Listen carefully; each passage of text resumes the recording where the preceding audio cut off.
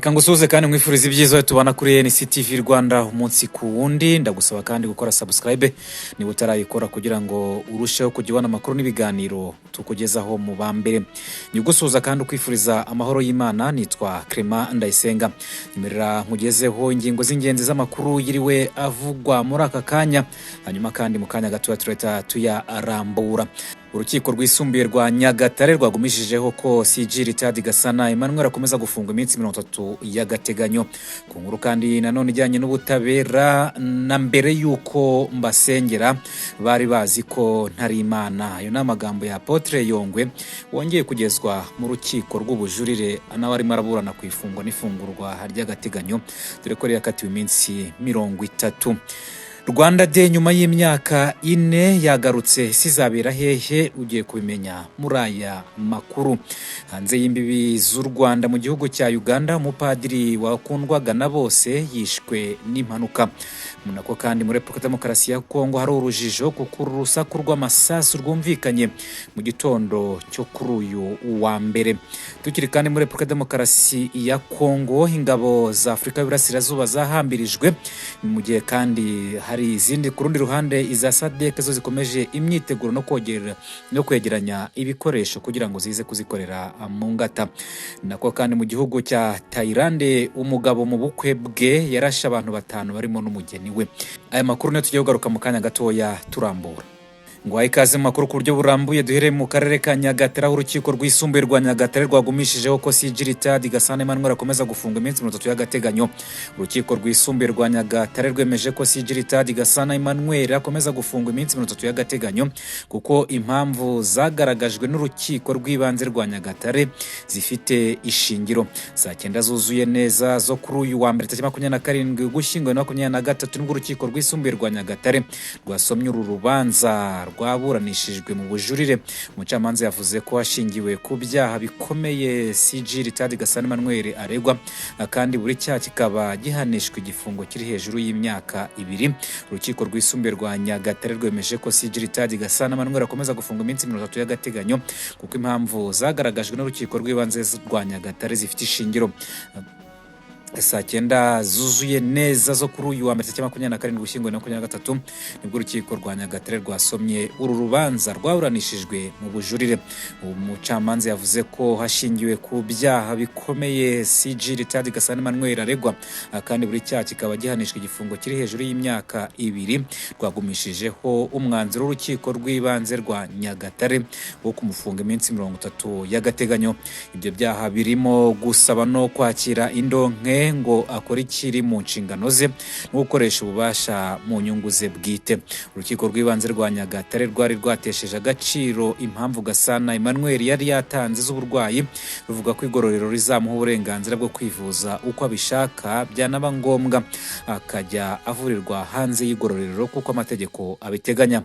Mu bindi byari byashingiweho hemezwa ko afungwa iminsi 30 y'agateganyo harimo kuba aramutse akurikiranywe adafunze yabangamira iperereza kuko ari umuntu wabaye umusirikare ku rwego rwo hejuru, dore ko yavuye mu gisirikare cy'u Rwanda afite ipeti rya Brigadier General, aba n'umupolisi ku rwego rwo hejuru ndetse anayobora polisi kuva mu mwaka wa 2009 kugeza mu mwaka wa 2018 ubwo yavuye kuri uwo mwanya wa umuyobozi wa polisi y'u Rwanda akajya kuba guverineri w'intara y'Amajyepfo. Umwanya yaje kuvaho agirwa guverineri w'intara y'Iburasirazuba, ariko mbere yaho gatoya haciye mu gihe kisagera ku mezi 10 nabwo yarahagaritswe mu nshingano. Ubu rero akaba akomeza gufungwa by'agateganyo muri gereza y'Amageragere. Tukiri mu makuru kanafitanye isano n'ubutabera, munyemerere dukomereze ku kinyamakuru igihe cyanditse ko umenyekanye nk'umuvuga butumwa Apotre Yongwe yongeye gusubira mu rukiko nawe ari kuburana ku ifunguro ry'agateganyo mu bujurire. Magambo ye rero yumvikanye none yagize ati, na mbere yuko mbasengera bari bazi ko ntari Imana. Apotre Yongwe mu rukiko rw'ubujurire. Urukiko rwisumbuye rwa Gasabo rwaburanishije ubujurire bwa Pasteur Harerimana Joseph uzwi nka Apotre Yongwe ku cyemezo cyo kumufunga by'agateganyo. Ubushinjacyaha bwari bwagejeje Apotre Yongwe mu rukiko rw'ibanze rwa Gasabo busaba ko afungwa iminsi 30 y'agateganyo by'agateganyo kubera icyaha akurikiranyweho cyo kwihesha ikintu cy'undi hakoreshejwe uburiganya. Bwari bwagaragaje ko kumufunga by'agateganyo ari bwo buryo bwo gutuma adakomeza gukora icyo cyaha ndetse bikaba bitatuma abangamira iperereza. Urukiko rw'ibanze rwa Gasabo tegetse ko afungwa iminsi 30 y'agateganyo ngo kuko hari impamvu zikomeye zituma ukekwa icyaha cyo kwihesha ikintu cy'undi hakoreshejwe uburiganya. Ku 26 Ukwakira 2023 nibwo yari yakatiwe iyo minsi.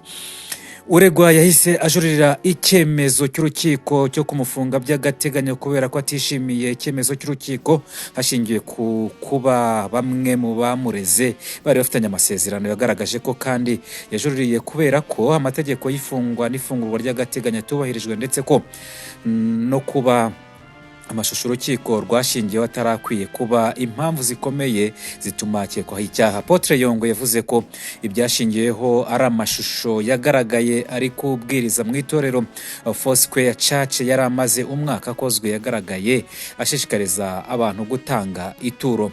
Yagaragaje ko ayo mashusho Yongwe agaragaramo ashishikariza abantu gutanga amaturo koko ariko byakozwe hari abantu benshi, bityo ko iyo biza kuba bigize icyaha aba yarahise atabwa muri yombi. Yavuze ko nawe ubwe uwo munsi yatuye ikoti rye kuko nawe yumvaga yishimye, anagaragaza ko urwo rusengero yarimo atari urwe ahubwo yamaze kubwiriza arataha, bityo ko atarakwiye gukurikiranwaho icyaha cyo kwihesha ikintu cy'undi hakoreshejwe uburiganya ku byo atatwaye. Ikindi kiganiro cyakozwe aganira n'umuyoboro wa YouTube channel wa Yago TV show cyari kimaze igihe kigera ku mwaka gikozwe, avuga ko ayo mashusho atari gushingirwaho afungwa iminsi 30 y'agateganyo kuko cyari kiganiro gisanzwe. Ubushinjacyaha bwagaragaje ko Apotre Yongwe asengera abantu bakamuha amaturo akoresheje ibikangisho gusa. We yavuze ko atari ko kuri abenshi bamusaba kumusengera kandi aba atabazi. Yegeranyije n'intumwa y'Imana Paulo yabwirizaga ubutumwa bwiza kaboha n'amahema kuko nawe afite n'ikigo Yongwe Media ayobora. Byo bituma umusabye kumusengera mwereka ibyakangirika cyangwa ibyakoreshwa mu gihe bagiye kumusengera insimburamubyizi akaba yayitanga kandi abasengera baba babyemeye. Urukiko rwo ruvuga ko abantu basengerwa ntibakire. Yavuze ko atari Imana ngo asubize ibyifuzo byabo. Ati ibyanjye no gusenga Imana ikabasubiza nkuko nanjye maze iminsi mfunzwe nsenga ngo Imana insubize. Na mbere yuko mbasenyera bari bazi ko ntari Imana cyangwa Yezu wapfuye akazuka. Apotre Yongwe yavuze ko abo bamwe mu bamurezi bafitanye amasezerano y'imikoranire, bityo ko batakakwiye kuba impamvu yo gukurikiranwa mu rukiko akaburana ari hanze. Yagaragaje ko nk'uwitwa Bugingo wamureze kandi inyamara baragiranye amasezerano y'imikoranire ashingiye kumenyekanisha indirimbo no kwamamaza impano yo kuririmba. Undi n'undi witwa Ngabonziza Jean Pierre bamaranye ukwezi amusenyera urugo rwe rwarasenyutse nyuma no kumuguriza amafaranga miliyoni 2.5 atinda kumwishyura byatumye undi yitabaza abunzi. Apotre Yongwe yongeye kubwira urukiko ko aho asengera nta biciro biriho bigaragaza ko ugiye gusengerwa abanza kwishyura amafaranga. Maître Nzayisenga yavuze ko batishimiye icyemezo cy'urukiko rw'ibanze rwa Gasabo rwateshegetse ko afungwa by'agateganyo iminsi 30 kuko kuri bo basanga nta mpamvu yatuma afungwa by'agateganyo. Ati dusanga ibyo abwiriza bitari bikwiye kuba bigize icyaha ukurikije amategeko u Rwanda rugenderaho. Kuba ibyo abwiriza ari byo abigishwa be bagiye bizera bagatanga amaturo twumva bitaba bigize icyaha. Yongeyeho ko Yongwe ashobora kugira ibyo ategekwa ndetse hari n'umuntu wemeye kumwishingira. Mugenzi we na umwunganira mu mategeko yavuze ko umuntu aba ari umunyagitinyiro, bityo ko kumufunga bisaba kuba hari impamvu zikomeye kandi zidashidikanywaho zituma akekwaho icyaha. Yagaragaje ko kandi amaturo yakuyahabwa bitagize icyaha kuko n'abandi bakomeje kuyatanga. Ati amaturo kuyakira si y'icyaha n'ejo ku cyumweru barayatanze kereka iyo bagaragaza we Apotre Yongwe atarakwiye guhabwa ayo maturo. Yagaragaje ko nta mpamvu zikomeye zituma ukekwa icyaha cyo kwihesha ikintu cy'undi hakoreshejwe uburiganya, asaba umucamanza mu rukiko rwisumbuye kuzasuzumana ubushobozi dosiye Harerimana Joseph wamenyekanye nka Yongwe, rugategeka ko icyemezo cy'urukiko rw'ibanze giteshwa agaciro. Ubushinjacyaha bwahawe umwanya buvuga ko inshingano z'ubupasitori yahawe zitandukiriye yazitwayemo nabi, ashaka inyungu ze bwite aho kuba inyungu z'itorero. Bwavuze ko ari imyitwarire iteye isoni ikwiye guhanirwa. Yagaragaje kandi ubwo n'ubushinjacyaha bwagaragaje ko kandi ibikorwa yakoze mu bihe bitandukanye bigize ibyaha byo kwihesha ikintu cy'undi hakoreshejwe uburiganya, kuko yabanzaga kubwira abantu ko yabakorera ibitangaza ariko ari uko bamugannye bakamuha amafaranga. Ku bijyanye n'umwishingizi, ubushinjacyaha bwavuze ko ntacyo bubivugaho kuko atari yatanzwe mu rubanza rwa mbere kandi bari kuburana ku bujurire bwarwo. Icyemezo cy'urukiko kizasomwa ku itariki ya 4 Ukuboza mu mwaka wa 2023 ubwo azaba ari kwa mbere w'icyumweru gitaha. Nka NCTV Rwanda tuzakomeza kuhakubera tukugezeho uko bizaba abyifashe. Tukiri mu yandi makuru kandi yirwavugwa kuri uyu munsi, reka nkubwire yuko Rwanda Day nyuma y'imyaka 4 yagarutse ikaba igiye kubera Washington DC, akaba ari muri Leta Zunze Ubumwe za Amerika. Nyuma y'imyaka 4 itaba kubera impamvu zitandukanye zirimo n'icyorezo cya COVID-19, Rwanda Day itaha izabera muri Leta Zunze Ubumwe za Amerika muri Washington DC mu cyumweru cya mbere cya Gashyantare mu mwaka wa 2024. Ugushobora kureba ku itariki ugahita ubibona, ariko nanjye reka mbigufashemo. Izaba iminsi 2 nk'uko bisanzwe ku matariki ya 2 n'iya 3 Gashyantare umwaka utaha 2024. Iherukaga kuba mu mwaka wa 2019 aho yabereye mu mujyi wa Bonn mu Budage, ubwo yari yitabiriwe n'abanyarwanda baturutse imihanda yose cyane cyane abo ku mugabane w'i Burayi.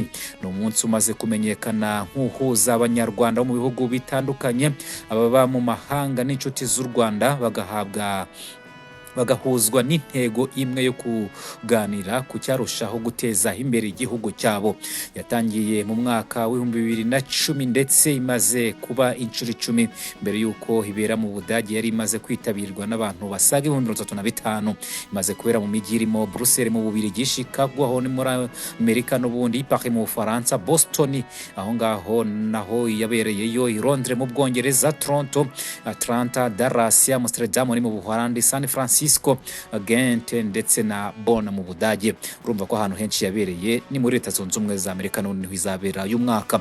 Ubwo ari muri Canada mu ihuriro ry'urubyiruko rwo muri diaspora, ambasaderi w'u Rwanda muri Amerika Martin de Mukantabana yagarutse yararitse abanyarwanda kuzitabira uwo munsi udasanzwe uzaba umwaka utaha kandi ukazitabirwa na benshi. Muri Rwanda Day heruka Perezida Kagame yatanze impanuro zitandukanye ku banyarwanda, abibutsa ko ari inshingano zo gukunda igihugu bakagitera ingabo mu bitugu kugira ngo kidahagarara mu rugendo rugana imbere. Ati tugenda nk'indege n'imiyaga iduhagaritse imbere ikadusunika tuyinyuramo tukagenda, hari n'iduturuka inyuma idusunika. Ni mwebwe, ni mwe musunika u Rwanda mwanga ko hari icyarubuza gukomeza. Igikenewe rero no gukomeza twongera imbaraga zisunika indege yacu twebwe kugira ngo bitaba kugera aho tujya gusa, ahubwo tuhagere mu gihe gito. Yavuze ko kandi abanenga Rwanda Day ari abatazi igisobanuro cyayo. Ati ejo nahoze nsoma abantu bandika mbese harimo no kunenga Rwanda Day ngo bari buriya ni politiki yo kugerageza gushaka imbaraga mu banyarwanda kubikundishaho, ariko nge kisha ikinego kirimo ndakibura kubera ko nge narinzi ko ari uko bigenda.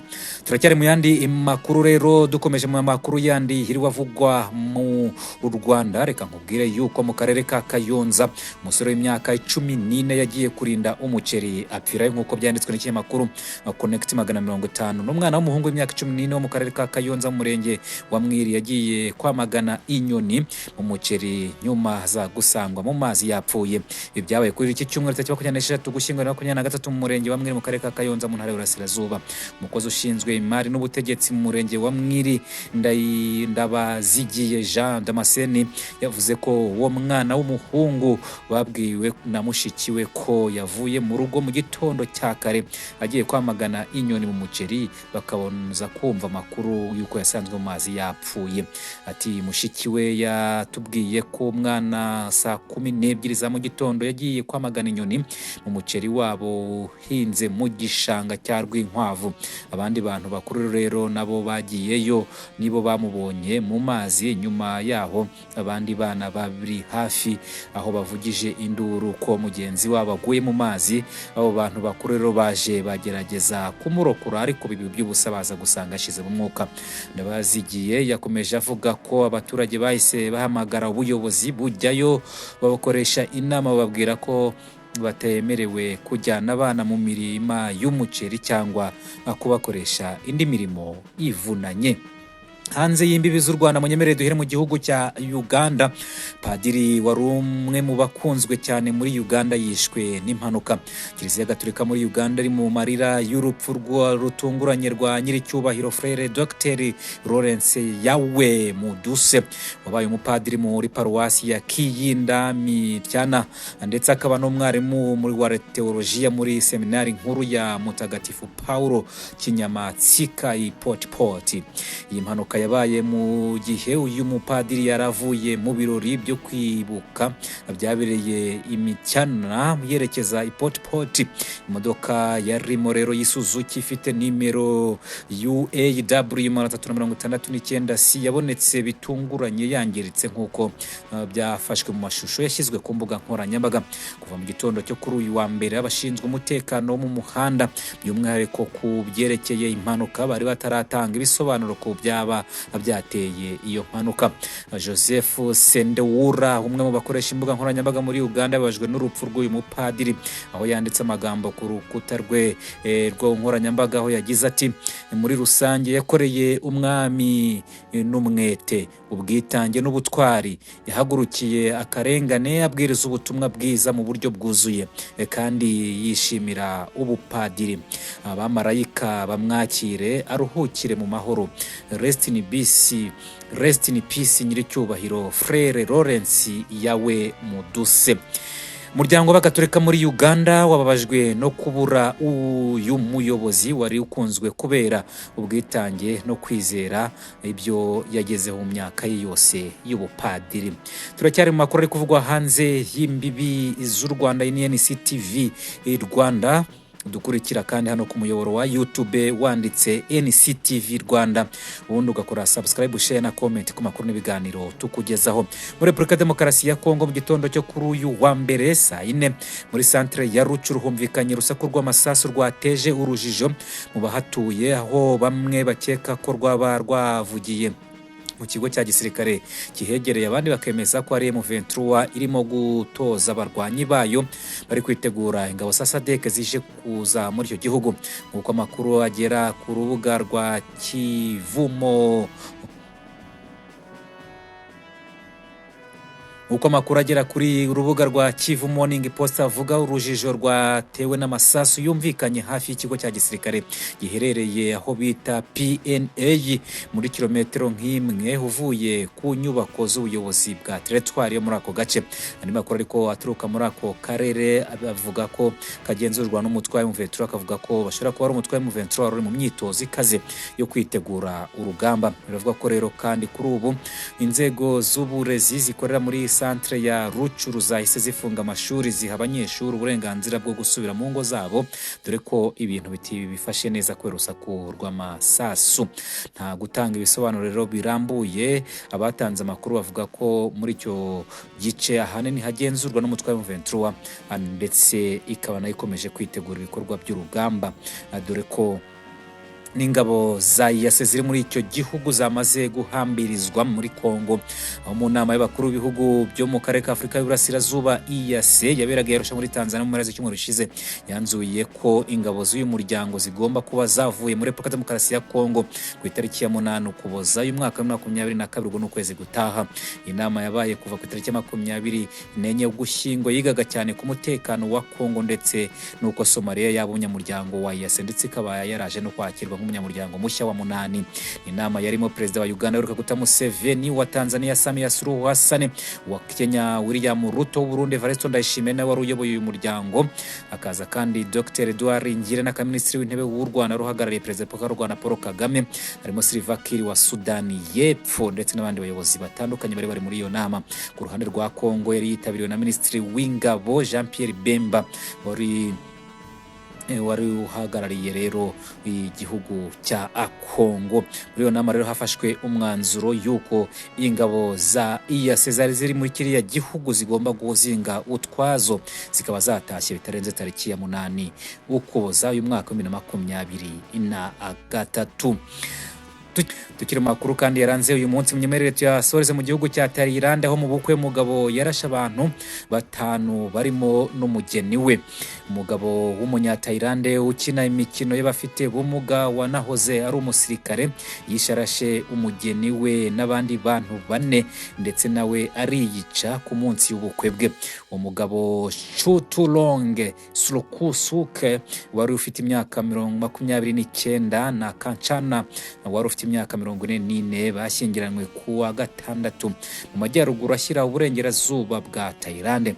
Makuru avuga ko uwo mugabo yavuye mu birori by'ubukwe mu buryo butunguranye, agaruka azanye imbunda arasa umugore we na nyirabukwe wari ufite imyaka 62 n'umugore w'imyaka 38 uvukana n'umugore we nawe aramurasa. Amasasu yayobye yakubise ku bashyitsi 2 bahise bahitanwa n'ayo masasu bajyanwa ku bitaro, ariko biza kuba iby'ubusa. Umwe muri bo yaje kuhasiga ubuzima. Polisi yabwiye ikinyamakuru BBC ko uwo mugabo yari yasinze cyane cyo gihe, ariko icyamuteye gukora ayo mahano kikaba kitaramenyekana. Polisi yongeye ko iyo mbunda n'amasasu yabiguze mu mwaka ushize mu buryo bunyuranyije n'amategeko. Itangazamakuru byo muri Thailand bisuramo ibyo abashyitsi bo muri ubwo bukwe babwiye polisi, bavuze ko uwo mugabo n'umugore we batonganye muri ibyo birori. Ati Chatulonge na Kachana bari bamaze imyaka 3 babana mbere yuko basezerana nk'uko bivugwa n'ibitangazamakuru byo muri Thailand. Uwo mugabo rero yegukanye umudari wa feza mu koga mu mikino y'aba afite ubumuga, ndetse akaba yaragiye ahabwa n'indi midari myinshi mu marushanwa agiye yitabira. Byemezwa ko yari ku rutonde rw'abazahatana mu mikino y'isi y'abafite ubumuga izabera muri Thailand mu kwezi gutaha. Yacitse ukuguru kwe kw'iburyo yari ari mu kazi mu mutwe watwara gisirikare urwanira ku butaka ukora irondo ku mipaka ya Thailand. Nubwo kurasa mu mbaga y'abantu bidakunze kubaho muri Thailand, gutunga imbunda byo ni ikintu gisanzwe muri icyo gihugu cyo muri Aziya y'Amajyepfo ashyira Iburasirazuba. Mu kwezi gushize abantu 3 bishwe barashwe mu iduka rinini rijyamo abifite ryo mu murwa mukuru Bangkok. No muri mu kwakira ku mwaka ushize kandi wahoze ari umupolisi yishe abana 37 mu gitero gikoreshejwe imbunda mu cyumba cy'ishuri ry'incuke mu majyaruguru ashyira Uburasirazuba bwa Thailand. Nagushimiye cyane aho tubanye muri aya makuru iravugwa kuri uyu munsi. Nge ndi Clement Ndayisenga, wifurize kugira umugoroba mwiza. Ciao ciao.